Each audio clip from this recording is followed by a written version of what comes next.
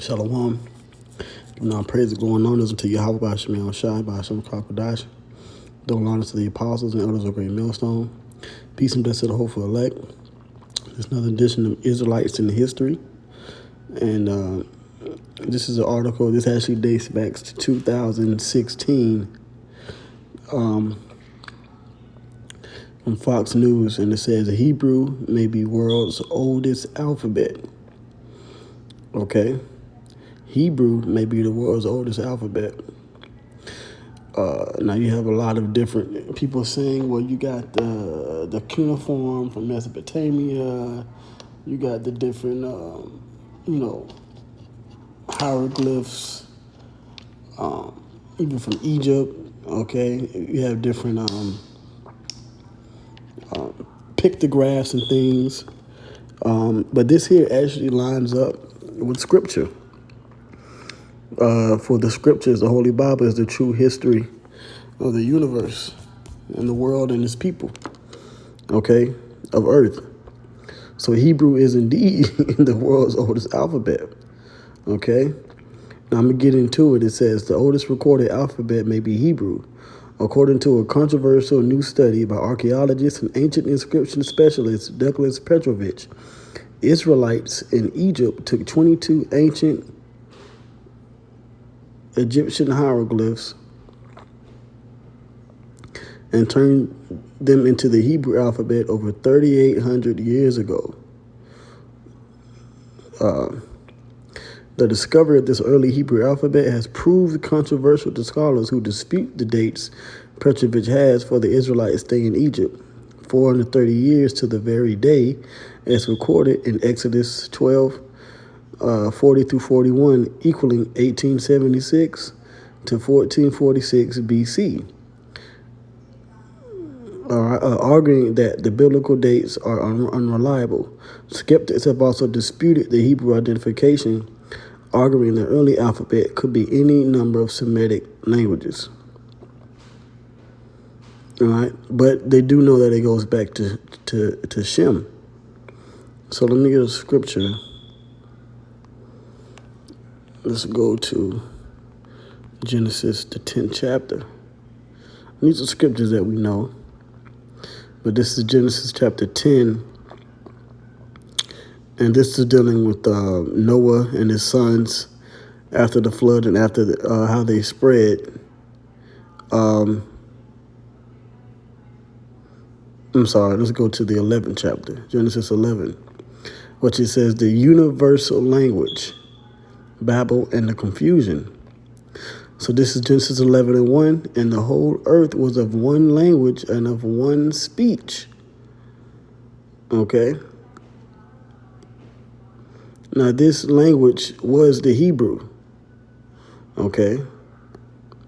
Even when you go into our alphabet today, the alphabet, all right, the word alpha goes back to the Greek letter, which alpha actually goes back to the Hebrew, because Greek goes back to Hebrew.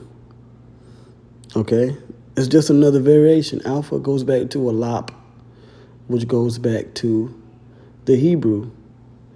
Alap, or the which means a cattle. Okay? Same thing with bet. Bet goes back to bayath, which means house. Okay? They all go back to the Hebrew characters. All right.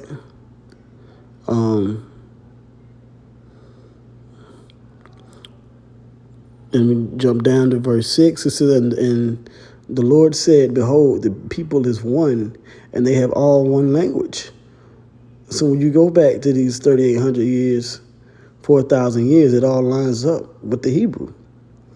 And this they began to do, and now nothing will be restrained from them, which they have imagined to do. Because all nations, which there's 18 different nations on the earth, they all were speaking different variations.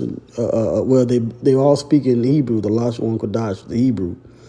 But when the Lord scattered these people and confounded the languages I'm about to read here, they all began to speak different languages, or as they call it, Semitic. So it says, let us go down and there confound their language, that they may not understand one another's speech. So the Lord scattered them abroad from thence upon the face of all the earth, and they left off to build the city.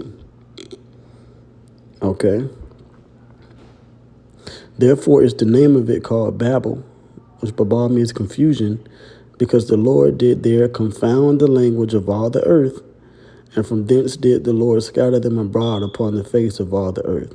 And then it goes into Shem. Okay. So the languages from Hebrew had different dialects. Okay. Same language, different dialects.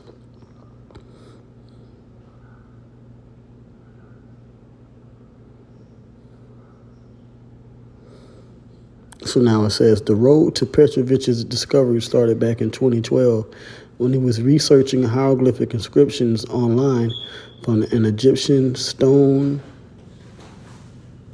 slab dated 1842 BC. The slab, known as Sinai 115, identified Joseph and his sons Ephraim and Manasseh, all figures from the Hebrew Bible, the latter of whom inscribed the hieroglyphs on the slab himself.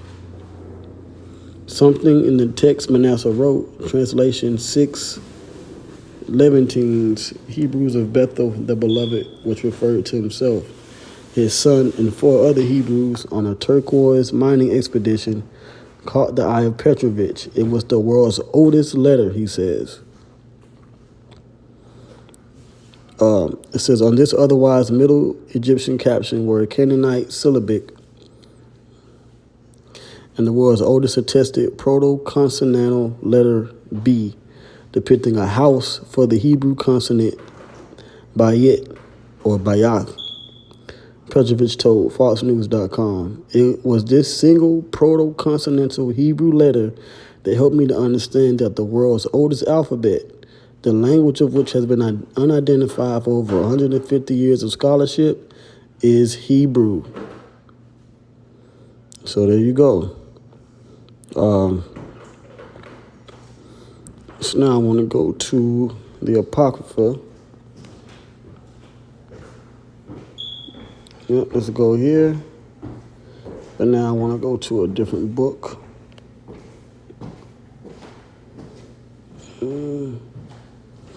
No.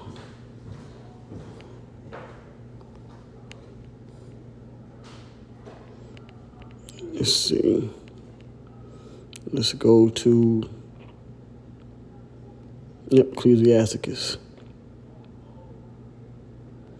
Okay, now this particular Ecclesiasticus does not have the, let's see if I can get it. Here we go. Now let's see if I can get the prologue here. Yep. So this is actually the prologue of the wisdom of, here it says Jesus, but Yahushua, the son of Sirach. And I want to get to the point here. So now it says, wherefore, let me entreat you to read it with favor and attention, and to pardon us, wherein we may seem to come short of some words, which we have labored to interpret. For the same things uttered in Hebrew and translated into another tongue have not the same force in them. Same thing today with different languages. You know, you utter a certain phrase in Chinese or Japanese, and you translate it into English, it doesn't have the same force, the same necessarily meaning. You know, you have to basically loosely translate it. Okay?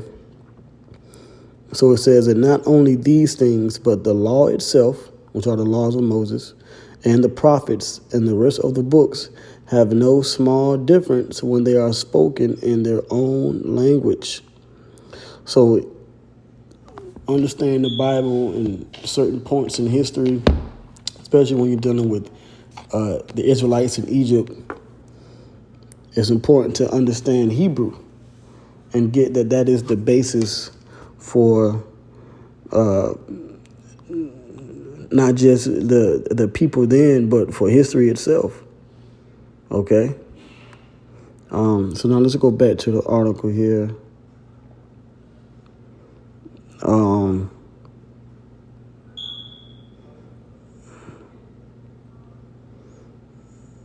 Let's see here.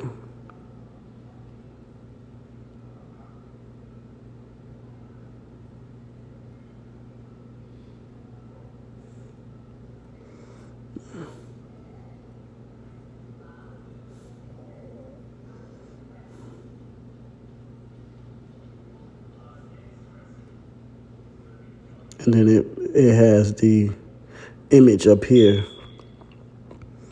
which you can see the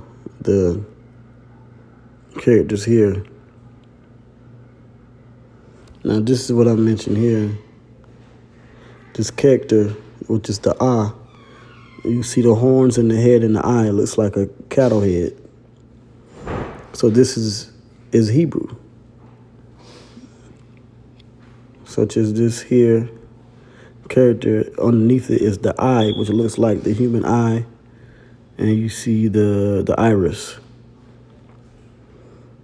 And so the oldest language would be the Hebrew.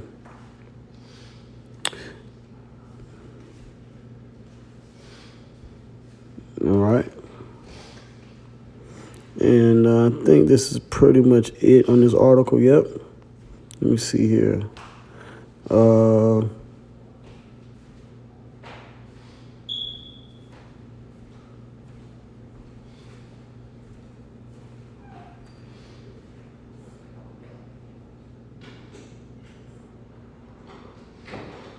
It goes into the history with ancient Egypt.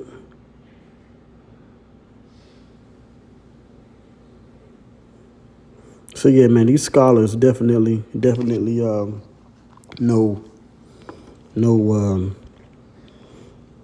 the history, and they're discovering these things even in these modern times.